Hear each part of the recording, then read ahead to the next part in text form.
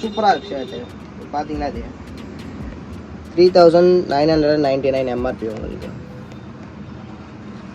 சூப்பராக இருக்குது shirt. Size பார்த்தீங்கன்னா ஸ்மாலில் இருந்து XXL வரைக்கும் வந்திருக்கு.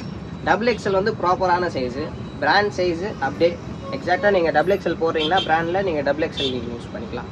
பர்ஃபெக்டாக இருக்குது சைஸு. இது பார்த்தீங்கன்னா சூப்பராக வந்துருக்காங்க. அப்படியே பஞ்சு மிட்டாய் கலர் மாதிரி. இது வந்து XXL சைஸ்.